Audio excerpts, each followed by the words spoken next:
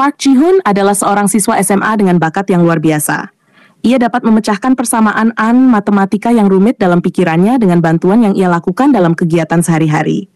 Ia berlari, bermain, dan bahkan berkelahi dengan menggunakan matematika. Tetapi, menjadi jenius harus dibayar mahal. Ji-hoon tidak memiliki kehidupan sosial.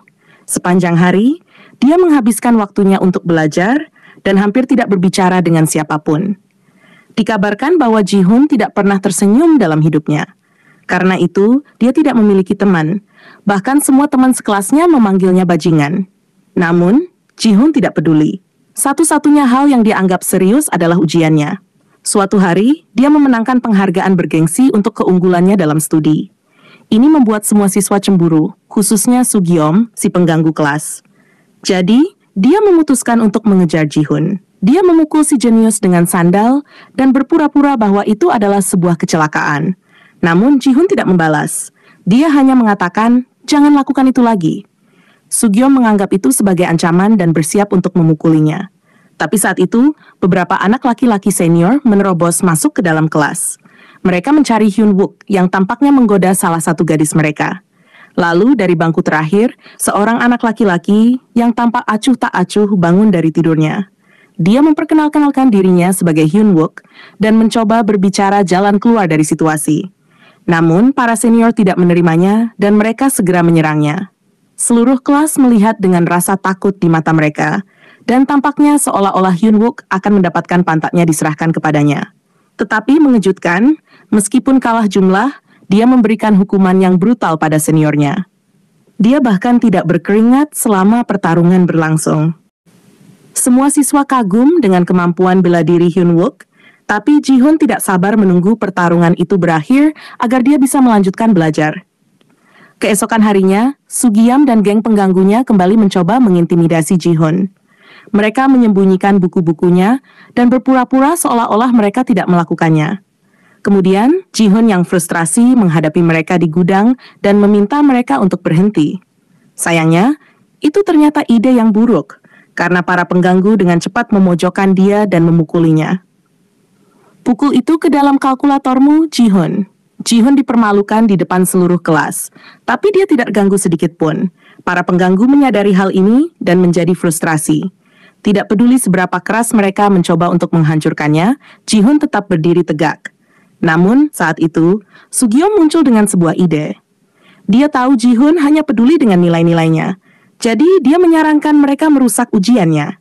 Di malam hari, para pengganggu pergi ke klub malam dan membeli beberapa narkotika dari pengedar lokal. Sugiyama juga membeli sebungkus patch fentanyl, zat ilegal yang menyebabkan orang berhalusinasi dan muntah jika dioleskan ke leher. Keesokan harinya, seorang siswa baru tiba di kelas.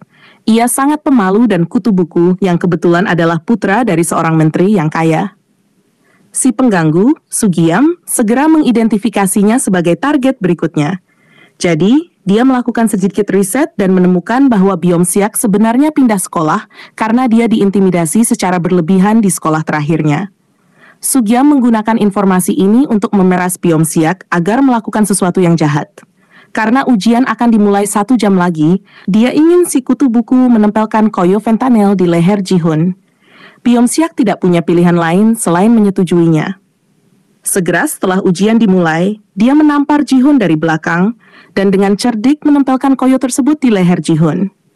Ji-hoon marah karena dia diganggu, tapi tidak sadar bahwa dia hanya menepis lalat. Segera, Ji-hoon mulai merasa pusing, mendorongnya untuk bergegas ke kamar mandi. Di sana dia muntah berjam-jam, dan pada saat dia kembali, ujian sudah selesai. Ji-hoon kehilangan akal sehatnya saat dia menyadari bahwa dia akan gagal untuk pertama kalinya dalam hidupnya. Dia mengambil pena dan menuju ke arah para pengganggu untuk menghukum mereka. Sepanjang jalan, semuanya berubah menjadi gerakan lambat, dan Ji-hoon menggunakan otaknya yang luar biasa untuk menghitung gerakannya. Dia kemudian mengambil sebuah buku tebal dan menampar Sugyeom tepat di wajahnya. Pengganggu di dekatnya mencoba bereaksi, tetapi Ji-hoon menusuk tangannya dengan pena. Kemudian, dia menutupi wajah Sugyeom dengan tirai dan berulang kali memukuli kepalanya dengan buku itu. Hukumannya sangat brutal, sehingga semua siswa hanya bisa menonton dengan ketakutan. Untungnya, sebelum Ji-hoon membunuh anak laki-laki itu, Ahli bela diri di kelas, Hyun-wook, menghentikannya. Adegan kemudian dipotong ke rumah sakit, di mana Sugiam dirawat karena luka-luka. Ibunya ada di sisinya, dan dia percaya bahwa putranya diintimidasi. Segera, Ji-hoon tiba dengan kepala sekolah dan mengeluarkan permintaan maaf. Namun ibu Sugiam ingin Ji-hoon dikeluarkan, karena percaya bahwa dia adalah anak laki-laki berbahaya yang dapat membahayakan siswa lain. Mendengar hal ini, Ji-hoon mengeluarkan tambalan narkotika yang ditempelkan putranya di lehernya. Kepala sekolah terkejut mengetahui bahwa salah satu siswanya berurusan dengan zat-zat terlarang. Maka alih-alih dikeluarkan, keesokan harinya ketika Ji-hoon memasuki kelas, semua siswa memperlakukannya dengan hormat. Bahkan para pengganggu pun takut padanya. Sikutu buku Beon-seok mencoba untuk meminta maaf, tetapi Ji-hoon mengabaikannya dan berjalan pergi. Sementara itu, Sugiam dikunjungi oleh sepupu gangsternya Siak-hari di rumah sakit. Dipermalukan oleh perkembangan terakhir, Sugiam ingin membalas dendam. Maka dia membayar sepupunya dengan jumlah yang besar untuk menghukum Ji-hoon. Beberapa hari kemudian, Sugiam akhirnya sembuh dan menjalankan rencananya. Dia bersama para gangster menunggu Ji-hoon di pintu masuk sekolah. Segera, si jenius matematika tiba, dan Siak-hari memulai proses dengan menampar wajahnya. Kemudian, mereka mengantarnya pergi ke tempat yang lebih sepi untuk memukulinya. Beon-seok memperhatikan semua ini, dan dia segera menuju ke satu orang yang dapat melawan gangster, Hyun-wook, yang terakhir sedang tidur dan tidak ingin ada hubungannya dengan urusan orang lain. Tetapi, ketika Beon-seok berjanji akan membayarnya 500, Hyun-wook setuju. Keduanya kemudian naik ke skuternya dan mulai mencari teman sekelasnya. Di tempat lain, Ji-hoon sedang dihajar oleh Sugiam dan para gangster. Dengan menggunakan kemampuan matematikanya, Ji-hoon mencoba melakukan perlawanan, tetapi tidak berhasil. Sugiam berulang kali menendang kepalanya, tetapi untungnya, sebelum kerusakan serius terjadi, Hyun-wook datang dengan tendangan karate. Ia mulai bergumul dengan hari yang mengejutkan, sementara yang lain mengeroyok Ji-hoon. Bahkan si kutu buku, Beon-seok, ikut membantu teman-temannya. Akhirnya orang-orang baik menang, meninggalkan Sugiam dan sepupunya yang dipermalukan. Untuk merayakan kemenangan mereka, Hyun-wook membawa anak-anak ke restoran tempat dia bekerja paruh waktu. Saat itu, mereka menikmati makanan yang enak dan menikmati waktu bersama. Ji-hoon, yang merupakan seorang introvert yang keras, sedang makan malam dengan anak laki-laki lain untuk pertama kalinya dalam hidupnya. Di tempat lain, Siak-dae dipanggil oleh bosnya, Gil-soo, yang marah karena dia dipukuli oleh beberapa anak. Gil-soo berjanji untuk membalas dendam, tetapi pertama-tama dia menghukum Siak-dae sampai-sampai mematahkan lengannya. Dalam adegan berikutnya, kita melihat Ji-hoon membeli beberapa barang dari department store. Pada saat yang sama, salah satu rekan Siak-dae terlihat mengutil.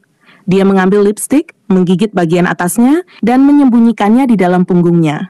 Ketika seorang wanita memperhatikannya, dia segera berlari ke arah Ji-hoon dan berpura-pura menjadi temannya. Ji-hoon tidak tahu bagaimana harus bereaksi, sehingga dia hanya mengantarnya keluar. Namun karena hujan turun dan gadis itu tidak punya payung, dia sekarang harus mengantarnya pulang. Di sepanjang jalan, mereka memasuki sebuah restoran dan makan siang bersama. Gadis itu akhirnya memperkenalkan dirinya sebagai Yi muda, seorang yatim piatu yang hidup dengan hari yang mengejutkan dan teman-temannya. Karena dia tidak memiliki saudara atau uang, Yonggi mulai bekerja untuk gangster terkenal, Gil-soo. Dia kemudian meminta Ji-hoon untuk memberitahunya tentang dirinya sendiri. Tetapi tentu saja, Ji-hoon tidak mau bicara. Karena itu, dia meninggalkan tempat itu, tetapi tidak sebelum menyimpan nomornya di ponselnya. Keesokan harinya, Sugiam akhirnya bergabung kembali dengan sekolah setelah serangkaian rasa malu yang dia derita di tangan Ji-hoon. Dia langsung menemui ketiga anak laki-laki itu dan mengungkapkan bahwa dia dalam masalah karena narkotika yang ditemukan padanya. Dia dikirim ke tahanan remaja, dan satu-satunya cara untuk menghindarinya adalah jika Ji-hoon dan Beon-seok bersaksi bahwa dia tidak bersalah. Untuk menunjukkan bahwa dia tidak berbohong, Sugiam bahkan berlutut dan mulai menangis. Melihat hal ini, anak laki-laki itu memutuskan untuk buang air kecil di kepalanya. Maksud saya, membantu dia. Sugiam kemudian mengantar mereka ke tempat parkir, di mana Gil-soo dan anggota gengnya sudah menunggu. Gilson juga ada di sana, dan saat dia melihat mereka, Gilson mendekati anak-anak laki-laki itu dan mengancam mereka untuk memberikan kompensasi sebesar $15.000 karena telah memukuli anak buahnya. Mereka diberi waktu 3 hari untuk membayar, atau keluarga mereka akan menanggung akibatnya. Sebelum pergi, Gil-soo membuat luka kecil di wajah Hyun-wook sebagai demo tentang apa yang akan terjadi jika mereka tidak membayar. Sejak hari itu, anak-anak laki-laki itu selalu diikuti kemanapun mereka pergi. Para gangster memastikan bahwa mereka tidak melarikan diri dari kota. Dari ketiganya, Beon-seok adalah yang paling cemas, karena dia takut ayahnya akan mengetahuinya. Jadi, pada hari tenggat waktu, dia menyelinap ke kamar ayahnya dan mencuri jam tangan mahal. Di sisi lain, Ji-hoon memutuskan untuk menelepon polisi, tetapi pertama-tama dia ingin mengumpulkan informasi tentang kegiatan ilegal Gil-soo. Untuk itu, dia menghubungi Yi-muda dan menemuinya di sebuah restoran. Saat mereka berbicara, Ji-hoon mengetahui bahwa Yi-muda juga membenci bosnya sama seperti dirinya.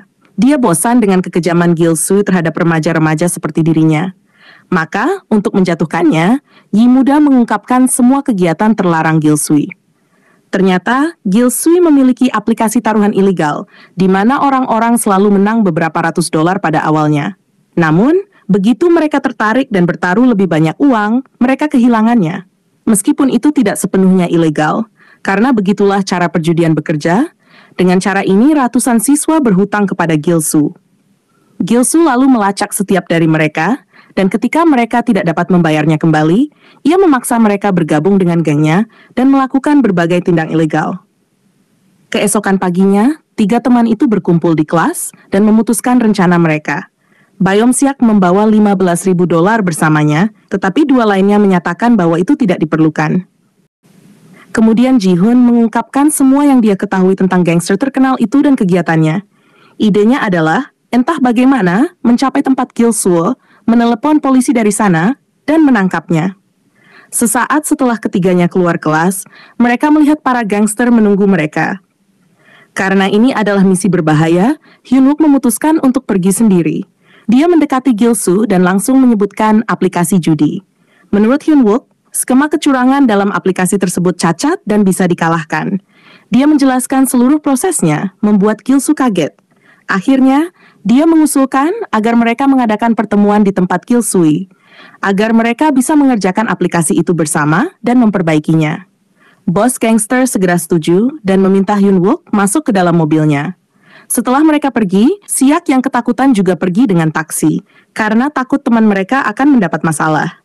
Sementara itu, Hyun-wook tiba di tempat persembunyian gangster dan secara diam-diam mengirim pesan lokasi ke teman-temannya menggunakan jam tangan pintarnya. Sayangnya, niatnya segera ketahuan, sehingga para gangster memukulinya sampai babak belur. Tak lama setelah itu, seorang Beon-seok yang ketakutan tiba di lokasi dan mencoba menawarkan uang tunai, tetapi dia juga ditangkap. Gil-soo dan gengnya kemudian mengemasi semua barang penting dan melarikan diri dari tempat itu, tepat sebelum Ji-hoon tiba bersama polisi. Di adegan berikutnya, Gil-soo yang marah menelepon Siak-dae dan mencaci makinya karena mengizinkan anak-anak itu menipu mereka. Dia kemudian mengungkapkan lokasinya dan meminta Siak-dae untuk segera bergabung dengannya. Siak-dae tahu bahwa dia akan dihukum, jadi dia memutuskan untuk pergi sendiri. Namun, Yi-muda bersikeras untuk pergi bersamanya. Dengan enggan, dia setuju. Setelah beberapa saat, Ji-hoon menelepon Yi-muda dan bertanya apakah dia tahu di mana Gil-soo berada. Sebagai teman, Yi-muda mengiriminya SMS lokasi langsung dan memintanya untuk membawa polisi secepatnya. Sementara itu, Gil-soo dan para gangsternya telah berkumpul di taman hiburan yang ditinggalkan. Mereka telah mengikat kedua anak laki-laki dan bersiap untuk mengeksekusi mereka karena pengkhianatan. Saat itu, Siak-dae muncul bersama Yi-muda yang membuat Gil-soo marah karena dia membawa gadis itu.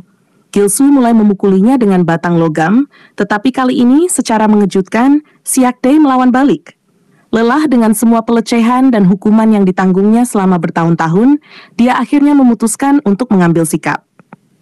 Gangster lainnya juga tidak ikut campur. Dan dengan ini, Siak-dae dan Gil-soo terlibat dalam perkelahian profesional. Pertarungan itu bolak-balik untuk sementara waktu, tetapi pada akhirnya, dengan pengalamannya, Gil-soo mendapatkan keuntungan. Setelah menaklukkan Siak-dae, dia mengejar Yi-muda dan mulai mencekiknya. Tetapi tiba-tiba, sirene polisi terdengar di latar belakang. Para gangster yang ketakutan dengan cepat melarikan diri, dan segera setelah mereka pergi, Ji-hun muncul. Dia segera menghampiri teman-temannya dan melepaskan ikatan mereka. Namun ketika mereka bersiap untuk pergi, Gil-soo dan para gangster kembali, kali ini dengan ponsel Ji-hun. Ternyata, sirene polisi tadi palsu. Itu hanya klip audio yang diputar dari telepon. Akibatnya, perkelahian lain terjadi. Hyun-wook, meskipun terluka, berhasil mengalahkan beberapa orang, sementara Ji-hun juga menundukkan beberapa musuh dengan kecerdasannya. Beberapa anak laki-laki membantu dalam pertarungan, tetapi saat itu, polisi akhirnya muncul secara nyata. Kini semua orang jahat ditangkap, kecuali Yi muda yang berhasil melarikan diri. Setelah ini, mereka dibawa ke kantor polisi, di mana Ji-hun dan Byeon-seok dipanggil untuk memberikan pernyataan mereka. Setelah selesai, pengacara pribadi Byeon-seok menemui mereka dan memberikan kabar baik. Mereka akan bebas dari tuduhan. Hal ini membuat Ji-hun merasa agak lega, karena sekarang dia akhirnya bisa fokus pada studinya lagi. Di adegan terakhir, Ji-hun bersama Yi muda mengunjungi Hyun-wook di rumah sakit. Yang terakhir mengalami beberapa patah tulang, namun dia masih dalam mood untuk bercanda. Melihat Hyun-wook yang begitu bahagia dan ceria, Ji-hun tersenyum untuk pertama kalinya dalam beberapa tahun, mengejutkan semua orang di ruangan itu. Aku bahkan tidak tahu kalau dia punya gigi.